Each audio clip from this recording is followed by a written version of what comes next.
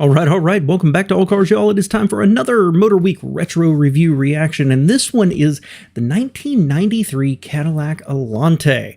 I think I'm going to have a lot to say about this one because I always liked it, but never quite loved it, and I think I've got a lot to say about it. So, as always, grab that beverage of choice. Today we've got, actually it's fully caffeinated, even though it's the afternoon. Get comfortable. Let's sit back, take a little trip down memory lane to 1993. Motorweek is made possible by Auto Value and Bumper to Bumper and TireRack.com. If you're like me, you hate to wait, especially if what you're waiting for should have arrived a long time ago. Well, that happens a lot in the auto industry as promised new products hit snags in development or production. Fortunately, the wait is finally over for Cadillac's latest product. It's the new Northstar 32-valve V8 engine. It was originally scheduled to debut in the 1992 Seville and Eldorado models, but was held back for further development. Now it's finally here in the 1993 Allante luxury convertible. But was it worth the wait? Well, while we can't resist setting the stage right away as to what the Northstar engine can do, it is like walking in on the end of a good movie. But if you wait just 6.4 seconds more... Hold on. Wow, this is a different structure than they normally do. Styling. I like it. I really do. Cadillac held on for a long time to an old design language of believing that square could be elegant. And they refined that from the 70s through the 80s and here into the beginning of the 90s. And for the most part, I thought it worked. If you've seen, I've done another one of these, at least one, with the Seville from the late 80s, as I recall. I like the car. They look good. They look more upscale than their Buick or Oldsmobile counterparts. But I don't want to say they ever looked unfinished. It's just that if they're taken in their own bubble, I think they look really good. But once you start putting them next to what BMW or Mercedes or maybe Acura and then Lexus was doing, you kind of saw the limitations of the design that they had locked themselves into. And that kind of defines the Allante here. I do not think it's an unattractive car. I think it's quite handsome. I like squared off cars. I like almost everything about it. But when you think about its position within Cadillac and then what it's competing against, it just looks like there was another level the car should have been taken to from a styling point of view. As for that Northstar, I'm glad they're doing this one with the Northstar, not one of the older engines, because I've said it before, while that engine was unreliable, some people argue with me about that, it needed more time for development and they still screwed up the head bolts. When it was brand new, it was a revolution. It was amazing of an engine when it was brand new, when we were ignorant of what was potentially to come in them. So a nice combination of a car I like with an engine I liked at the time. And I'll just go ahead and say 6.4 seconds. That's good for the time. While the 1993 Cadillac Allante travels 0 to 60, we'll give you the full picture. The quarter-mile run is completed in 14.8 seconds with a final speed of 97 miles per hour. Both times better the pushrod Allante by well over a second. That gets us to the heart of this performance, with Cadillac's first completely new power plant in more than a decade. The chain-driven dual overhead cam 32-valve 4.6-liter Northstar V8. With a block built in two sections of die-cast aluminum alloy to conserve space and provide balanced front-to-rear weight distribution, the Northstar is powerful and smooth. Among the power plant's many attributes are innovations to the ignition and injector systems, which add to the engine's quietness as it develops a robust 290 horsepower and 290 pound-feet of torque. The engine is mated to a revised electronically controlled 4-speed automatic transmission known less romantically as 4T80E. Advanced torque management before and after shifts produces almost imperceptible gear changes. Through the slalom, the Allante inspires confidence and feels very agile during quick maneuvers. Transitions are smooth, with only a modest amount of body roll. The more ambitious turn-ins produce a slightly nervous rear that needs some coaxing for a proper recovery. The speed-sensitive steering has been improved to vary the amount of driver effort up to 128 miles per hour. We found it to be precise and responsive. The 93 Allante's improved ride and handling characteristics come from a new short, long-arm rear suspension and... Before they go down that road a little bit longer, let's talk about that, because I've said so many times, and I found GM frustrating when I was living through this time period.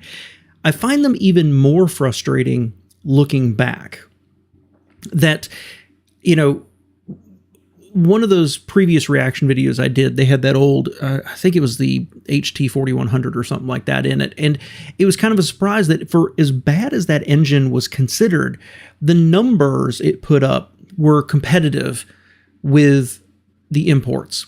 But it was a low-tech answer. And so here comes GM, and they drop in this North Star. And it is easy to look back and just dismiss the North Star as, oh, it ended up being horribly unreliable, you know, good luck making it to 100,000 miles, and everything was, you know, expensive to fix, and everything broke. The air suspension broke, but it was a moonshot, right, for GM, and it was a revelation of this thoroughly modern and thoroughly competitive and very smooth engine, very smooth transmission, anti-lock brakes, everything else they had going on with it. It was great. GM was right there. They made a big swing, they swung for a home run, and they were right there. And then it just slowly degraded over time that it wasn't as reliable, as robust, as good as some of the imports. Just GM not bringing it across the goal line. And it honestly just makes me sad. I think you can probably hear that in my voice. The whole thing, it was just right there. And then the same thing for this car. While I do like it, if I was listing out cars, older cars that I'd like to buy that I'm lusting over, I'd get way down the list before I ever got to this. And in fact, I'd probably get to the Buick Riata before I got to this. But anyway. Computer controls. The sensors rapidly read the road surface at each wheel in 1-inch increments at 60 miles per hour, then adjust for a soft or firm suspension dampening. Virtually all of the benefits of a true active system are here without the expensive hydraulics. The system comes with power-assisted front and rear disc brakes and an anti-lock braking system as standard equipment. Our test car stopped from 60 miles per hour in a good average distance of 124 feet. Nosedive was still significant, and the car wandered a bit. The pedal fade and smoke is attributed to the newness of the brakes. The power and brake traction control system has been improved. Now severe wheel spin will cause the system to cut off up to 6 cylinders at once instead of sequentially. There is a good bit of convertible-induced body flex and interior wind noise even with the top up. Fuel economy is EPA rated at 14 city and 21 highway. Our combined test loop returned an acceptable 19 miles per gallon. North Star is not the only reason our report has been all performance up to this point. Since its introduction in 1987, most of the changes to the Allante have been ones you can feel rather than see. But there can be no neglecting the handsome Pininfarina Italian-built body. Except for a deeper chin spoiler, the exterior design remains almost the same. Conservative yet modern with its smooth but well-defined lines. Well, and let's talk there for a second about this car overall. That, you know, I want to give credit here that for everything else that went wrong with GM, Cadillac, while I don't know how to put it, they were still striving, okay? They may be failing, but they were striving, right? Like the North Star system or the STS, the Seville. They were looking to be like, how can we go directly against the imports? But everything they did was just kind of, it wasn't it wasn't that 10 tenths. It was 9 tenths. It was 8 tenths, something like that. It just, like the Seville, it was really good. I've said that before on this channel, the redesigned Seville with the North Star. I had a chance to drive one at introduction, and in fact, it was up against a BMW 5 Series, as I recall, and I much preferred the Cadillac. But GM just couldn't bring themselves to shrink it down quite as much as the imports. And then you look at this car, and they talked about the body flex. Why? You're buying a Cadillac. This should be the best of the best. And this was GM trying to offer that high trim line convertible to compete against specifically Mercedes. But it's like they were scared to, or it was corporate hesitance to really go for it, to really just put their chips on the table and say, we're going to build the best to compete against a big Mercedes convertible. Let's see what it looks like inside. And little has also changed recently with the convertible top. It's still quality made, although some materials are new, and manual operation requires several steps. The top's header latches are electrically released, and the rear pull-down also has power latching. The top is then folded back and stowed. The entire process must be done from outside the car. A removable aluminum hardtop is optional. Inside, the Allante's clean layout is straightforward and functional. Few changes here either. Our car's plain analog gauges were large and easy to read. Since 1990, a driver's side airbag has been included. The Allante's leather-trimmed seats have been redesigned for better comfort and wider seating area. We give Cadillac a thumbs up on both accounts. Both seats have 8-way power adjust with 4-direction lumbar control. The driver's seat also has a 2-position memory. The center tower is a button pusher's nirvana. 44 rectangles control everything from the automatic climate control to the trip computer to a 100-watt AM/FM stereo cassette with compact disc. Cadillac has managed to squeeze 8 great-sounding speakers within the car's compact interior. There is plenty of room behind the seats and in the 16-cubic-foot trunk, more than in some full-size sedans. And all this— Okay, before they go on, we've got to talk about that. Let's kind of work backwards. Huge trunk, really surprising trunk. They did a fantastic job right there. And they got a little space up under, behind the front seats. Throw your bag back there. Really impressive. Really good. Dashboard. Oh boy. So that is the weakness of this car. I've seen them, I've looked at them, and you like the exterior style. You like the rakish look of it. You like the power plant. And then you get in and you're like, what the heck, right? And forget for a second that apparently when they designed this interior, ergonomics team was on vacation. All those individual buttons that are all the same sized. I mean, just an absolute nightmare. That is a major step back in terms of interior design and ergonomics.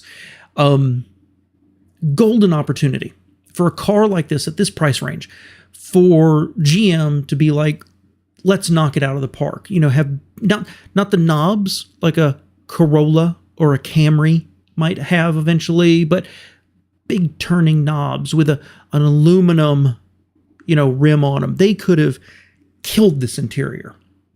And I know what they were trying to do with a tower right there. Not a bad idea, tilting it towards the driver. But what you end up with is something that never, ever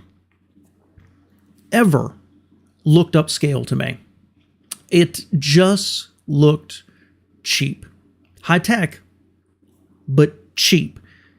From the design to the materials to the fact that if you're in the passenger seat, you're kind of abandoned over there. And the gear shifter, right? This long stalk that comes up to a T-handle. There's no elegance at all outside of the seats. I feel very strongly about this interior because I wanted to love this car, and I still want to love this car. But if you see one of the interiors in person, it's atrocious. It really is. I won't say it's the worst interior that GM ever did, but it does tend to pop up in my brain as one of my least favorite. I feel that strongly about it. For only $59,975. Yes, we know it's a lot for a Cadillac, but a Mercedes-Benz SL Roadster will cost you at least 30 grand more and be less exclusive. Plus, it's highly unlikely that a Mercedes SL will ever pace the Indy 500. That honor this Memorial Day goes to the Northstar Allante.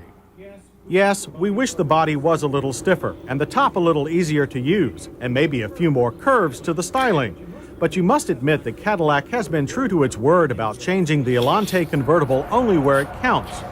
In true flagship form, the Allante has debuted all of the suspension, brake, and control technology that now make Cadillac sedans increasingly world-class. The Northstar V8 is the latest and best addition, and one that gives the 93 Allante true star power. So, it's interesting to think about this car and think back on this car. And there's so much there to unpack because they wanted to compete against that Mercedes Roadster, right? But then they didn't really invest in the platform for it. They did invest in an engine, transmission, etc., the Northstar system, because they developed it for other cars and they squeezed it in here. But then the top, it struck me as kind of finicky, right? That's a lot of steps versus for this level, for what you're trying to do, why is there not one button and motors? And then there's the whole development of this, where to make it feel special, they mentioned it was designed by Pininfarina, it was built in Italy, and wasn't the chassis and engine air freighted to Italy, put together, and then air freighted back, something like that. They came up with literally like the worst combination of how to build this. And they focused on what wasn't important. They focused on this is going to feel special. This is going to have Italian panache to it, while making it expensive and just not as good, honestly. Whereas investing in the body and the interior and the materials, the stuff that the Germans really focused on. I think this car pretty much summarizes in a lot of ways some of what was wrong with GM, at least at the upper levels. They were focused on, we want to be the standard of the world. We want people to look at us and, think, awesome luxury car. And so what if we do this fancy stuff with Pininfarina? And we've got this engine we could put in it. But they missed, I want to say they missed the elegance of what the Germans were doing, and that sweating the details, that really making the car look, feel, handle special. I think some of you will probably think I'm overstating this or really maybe dragging this out a little too much in terms of the positioning here. But GM wanted to do this, and they went through all the trouble. And then they're underpricing their competitor by $30,000 is what they said. They know their product isn't as good. And so they focused on flash without focusing on the substance for a car that I think is up there. I think it was a very desirable flagship, aspirational level car at the time. And I've always felt a pull towards Cadillac. I've always liked Cadillacs. I still feel a pull towards Cadillacs. For everything else I look at, I still find myself over there looking at Cadillacs for sale. In spite of my reservations, I still like Cadillac, and I still want them to succeed and be what they can be. But when I look at them, I recognize I'm hoping to find that gem. You're looking to find that one that people have missed out on instead of one of the safe answers from one of the other brands that are out there like Lexus or Mercedes or whoever it is. And this car kind of fits that need for me, that is it really awesome? And, you know, my experience has been it wasn't. It was very good. It was fun. But they just missed it being that 10 out of 10. Let me know what you think below, guys. I appreciate you being here with me on this little melancholy trip down memory lane. Thanks.